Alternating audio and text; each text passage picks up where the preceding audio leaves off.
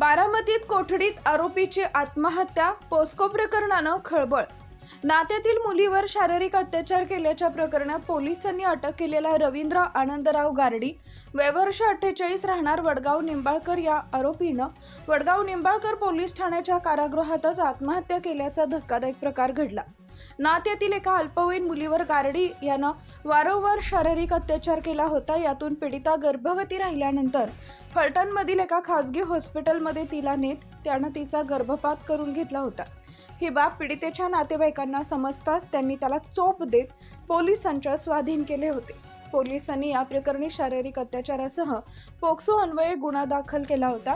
आरोपी पोलीस कोठडीत असताना मध्यरात्री त्यानं गळफास घेत आत्महत्या केल्याची धक्कादायक घटना घडली आहे। दरम्यान उपविभागीय पोलीस अधिकारी सुदर्शन राठोड तात्काळ पोलीस ठाण्यात दाखल झालेत। अशाच नवनवीन बातम्या पाहण्यासाठी बारामती वार्तापत्र चॅनलला लाईक करा, शेअर करा, सबस्क्राईब करा आणि बेल आयकॉन प्रेस करा।